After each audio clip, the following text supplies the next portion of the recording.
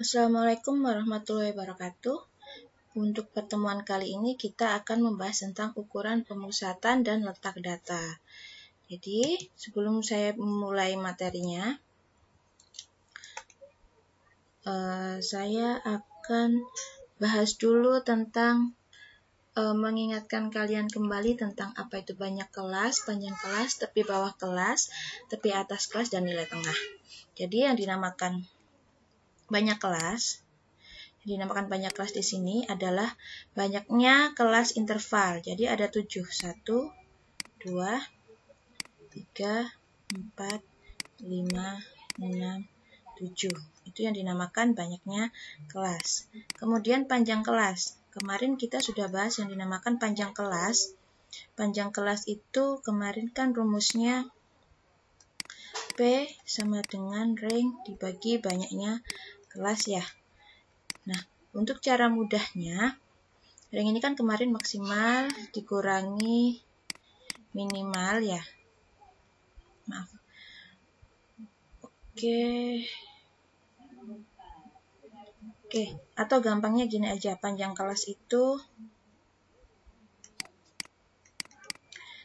41 dikurangi 35 nanti ditambah 1.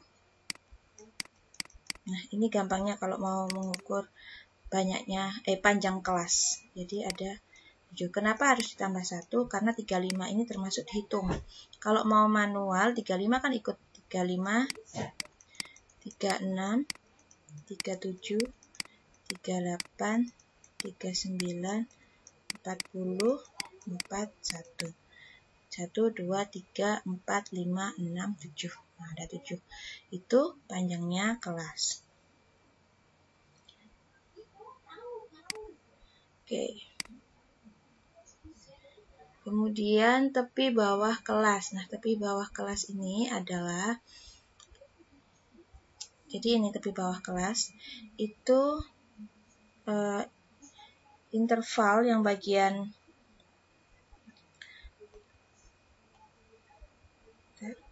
tepi bawah kelas itu ini yang dinamakan batas bawah kelas, nanti dikurangi 0,5.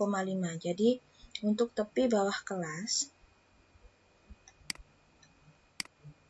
itu 35 dikurangi 0,5 sama dengan 34,5. Berlaku juga untuk yang kelas interval yang lain. Kalau 42 ya berarti 42 dikurangi 0,5 sama dengan 41,5. Nah, kemudian untuk tepi atas kelas, itu batas atas kelasnya ditambah 0,5. Jadi ini batas atas kelasnya, yaitu 41 ditambah 0,5. Hasilnya 41,5. Nah, kemudian untuk nilai tengah di sini adalah ini. Nilai tengah dari 35 sampai 41. Kalian bisa langsung dengan menjumlahkan, nanti dibagi 2 ya. 41 ditambah 35 dibagi 2. Nilai tengahnya berapa? Sini. Itu 38. Seperti itu ya. Itu harus kalian ingat, harus benar-benar dipegang biar ingat bahwa ini adalah banyak kelas yang mana, panjang kelas, tepi bawah, tepi atas, sama nilai tengah. Oke, lanjut.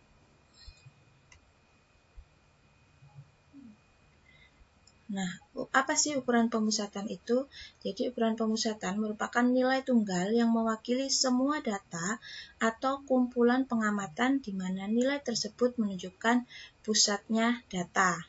Nah, ukuran pemusatan itu ada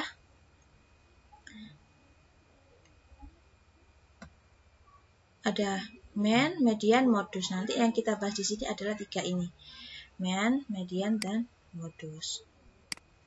Oke.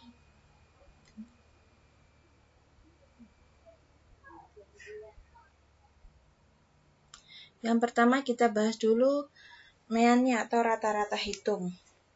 Rumusnya itu untuk rata-rata hitung, yakni jumlah semua nilai data dibagi banyaknya data. Nah, kalau kita kan mempunyai dua data, ada yang data tunggal, ada yang data kelompok. Kalau data tunggal itu maksudnya adalah datanya itu rentannya tidak terlalu besar. Jadi seperti ini. Ini data tunggal. Ini contoh dari data tunggal. Rentannya tidak terlalu besar. Ada 3, 4, 2, 5, 6, 8, dan seterusnya. Sedangkan untuk data kelompok,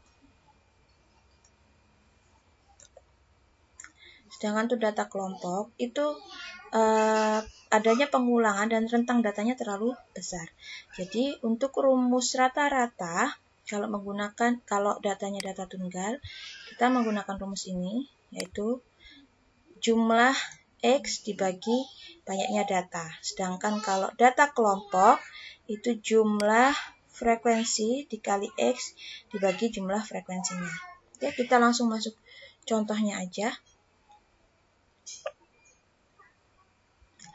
Oke, untuk data tunggal, saya punya data seperti ini. Nah, data ini saya masukkan ke dalam tabel distribusi seperti ini. Ada mulai dari nilai yang terkecil ya. 2, 3, 4, 5, 6, 7, dan 8. Banyaknya 2 ada berapa? Di sini kan ada 1, 2, 3, 4, 5. Kita masukkan ke dalam frekuensi banyaknya data. Begitu juga dengan nilai 3, 4, 5, 6, 7, dan 8. Kita hitung, masukkan frekuensi. Kemudian kita tentukan nilai X-nya. X-nya ini merupakan nilai dikali frekuensinya. Nah, ini dikali ini. Hasilnya 10. Begitu juga seterusnya. Kemudian banyaknya X ini ditotal adalah 188. Jadi kita masukkan ke dalam rumus data tunggal, yaitu X bar sama dengan sigma X dibagi N. Sigma X itu jumlahnya data ini dibagi N. N itu banyaknya data, yaitu 40. Hasilnya sama dengan 4,7. Ini merupakan rata-rata dari data tunggal yang ada di sini. Oke, selanjutnya kalau contoh dari data kelompok. Nah, ini saya misal mempunyai data seperti ini yang sudah saya masukkan ke dalam tabel distribusi. Di sini ada berapa kelas? Kita hitung ya. 1, 2, 3, 4, 5, 6, 7. Ada 7 kelas. Nah, interval kelas yang pertama itu banyaknya ada 3. Interval kelas kedua ada 4 dan seterusnya. Yang total datanya ada 60. Kemudian mencari nilai tengahnya dari 9 sampai 21 adalah 15. Kemudian kita kalikan. Ini beda dengan yang data tunggal tadi ya. Kalau data tunggal tadi kan nilai langsung dikali frekuensi. Nah, ini seperti data tunggal yang nilai. Jadi nilai ini dikali frekuensi. 15 dikali 3 sama dengan ini. Kita masukkan semuanya. Lalu yang ini kita jumlah. Masukkan ke sini. Terus kita masukkan ke dalam rumus dari data kelompok, yaitu X bar sama dengan jumlah F kali X. Ini kan F kali X ya. Jumlahnya ini. Jadi ini jumlah Fx 3955 dibagi jumlah frekuensinya. Ini jumlah frekuensi. Jadi di sini adalah jumlah frekuensinya sama dengan 60. Dibagi hasilnya sama dengan 65,92. Ini merupakan rata-rata dari data kelompok. Seperti itu. Oke, selanjutnya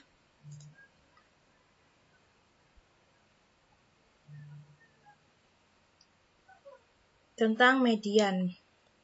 Median itu merupakan data yang letaknya paling tengah setelah data itu diurutkan. Jadi data yang paling tengah setelah data itu diurutkan mulai dari yang terkecil sampai yang terbesar. Nah, untuk rumus dari data tunggal itu syaratnya kalau jadi ini jika datanya ganjil. Nah, setelah data itu disusun dari yang kecil sampai ke besar, maka mediannya atau nilai tengahnya itu yang tengah-tengah. Jadi misal datanya ada 5, misalkan datanya 2, 3, 4, 5, 6. Ini kan jumlahnya ganjil, berarti nilai tengahnya adalah 4. Sedangkan kalau datanya genap, itu merupakan rata-rata 2 data tengah.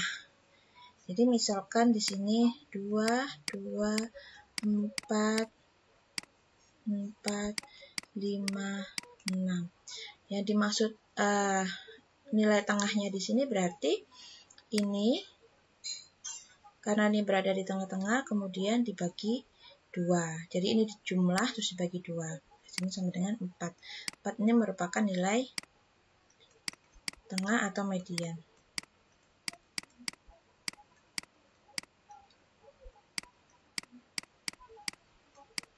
Seperti itu. Itu untuk data tunggal. Jadi rumusnya nanti adalah N ditambah 1 dibagi 2. Contohnya seperti ini. Ketika saya mempunyai contoh data tunggal seperti ini yang sudah saya masukkan ke dalam tabel distribusi, N itu banyaknya frekuensinya. Jadi 40 ditambah 1 dibagi 2. 40 ditambah 1 dibagi 2 hasilnya sama dengan 20,5. Ini merupakan mediannya atau nilai tengahnya. Itu untuk data tunggal. Sedangkan untuk data kelompok mencari mediannya, kita menggunakan rumus ini. Menggunakan rumus median sama dengan tepi bawah kelas median ditambah panjang kelas, kemudian dikali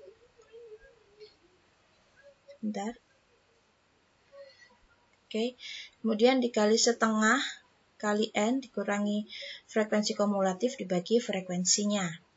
Kita langsung masuk ke contoh ya. Nah, ini datanya. Ketika saya sudah mempunyai data kelompok ini yang sudah saya masukkan ke dalam tabel distribusi, lalu kita tentukan frekuensi kumulatif. Nah, ingat kan mencari frekuensi kumulatif, di mana frekuensi kumulatifnya di kelas pertama adalah 3, kemudian kelas kedua frekuensi kumulatifnya itu adalah berarti 3 ditambah 4 hasilnya 7. Frekuensi kelas ketiga berarti 3 tambah 4 tambah 4 tambah. Ini hasilnya 11. Dan seterusnya sampai sini hasilnya 60. Nanti akan sama dengan jumlahnya frekuensi. Oke, langsung kita masukkan ke rumus. Untuk mencari median, ini tepi bawahnya kan 60 ini. Kita cari tengahnya dulu, jadi kan 60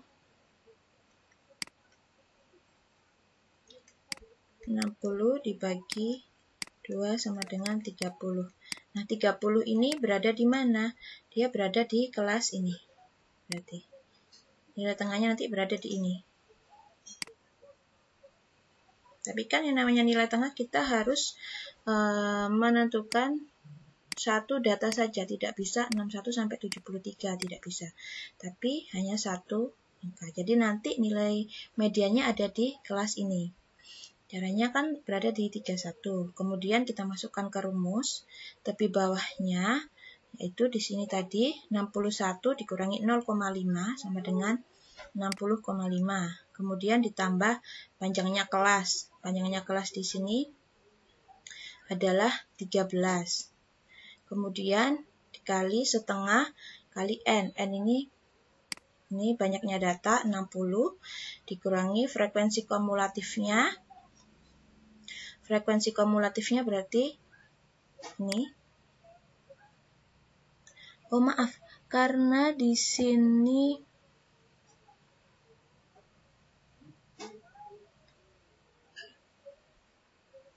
iya betul. Frekuensi kumulatifnya ini 19.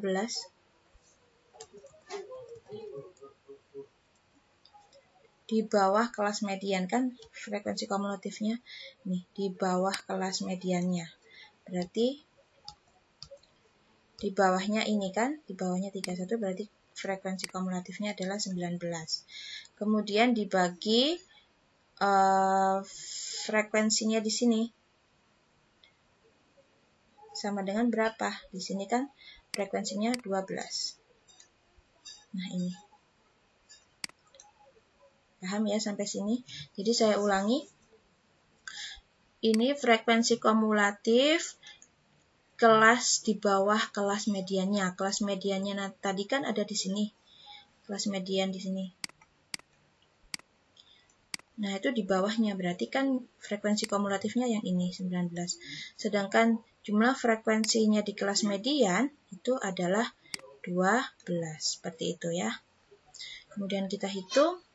Dan ketemu kelas mediannya di data ini adalah 72,4. Itu kan berada di sini, 72,4. Oke, itu untuk menentukan median.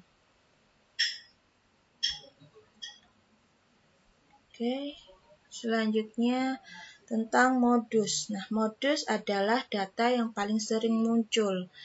Untuk data kelompok, kalau sudah data tunggal sudah jelas ya, kita cari yang nilai paling banyak muncul. Jadi misal yang paling banyak muncul itu yang mana gitu kan. Itu tinggal melihat saja kalau data tunggal. Sedangkan kalau data kelompok, itu kita menggunakan rumus ini.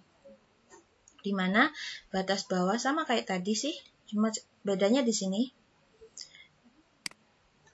Nah, di sini kita nanti mencari selisih frekuensi kelas modus dengan frekuensi tepat satu kelas sebelum kelas modus. Kita langsung ke contohnya saja.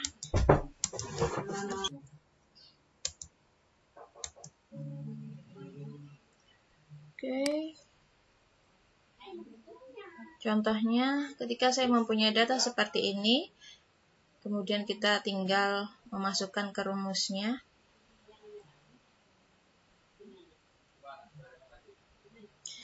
Coba dipahami dulu. Kalian pahami ini, tadi rumusnya kan batas bawah kelas modus dibagi batas bawah kelas modus ditambah panjang kelas, kemudian dikalikan frekuensi selisih dari batas kelas modus dikurangi sebelumnya, kemudian dibagi B1 tambah B2. B2 tadi frekuensi sesudah kelas modus. Jadi ini. Yang namanya modus. Bentar. Ini slide maaf ya. Yang namanya modus tadi kan nilai yang sering muncul kan. Nah, sering muncul. Di sini yang sering muncul kelihatan dari frekuensinya adalah ini. Jadi nanti modusnya berada di kelas interval di sini. Nah, kemudian kita menentukan batas bawah kelas modusnya. Berarti kan 74 dikurangi 0,5. Sama dengan 73,5. Kita masukkan di sini. Kemudian ditambah panjang kelas. Panjang kelasnya 13. Kemudian dikali ini B1-nya. B1-nya di sini. Selisih dari frekuensi kelas modus dikurangi sebelumnya. 23 dikurangi 12 sama dengan 11. Kemudian di sini B1 ditambah B2. B2 itu selisih frekuensi kelas modus dikurangi frekuensi kelas sesudahnya. Jadi 23 dikurangi 6 sama dengan 17. Kita hitung hasilnya 78,61. Ini merupakan nilai modus atau nilai yang sering muncul pada data kelompok ini. Seperti itu. Lalu yang terakhir, tentang kuartil, desil, sama persentil. Ini nanti tugas kalian mencari bagaimana mencari nilai kuartil, desil, dan persentil. Oke, cukup demikian yang bisa saya sampaikan. Kurang lebihnya saya mohon maaf. Saya akhiri. Wassalamualaikum warahmatullahi wabarakatuh.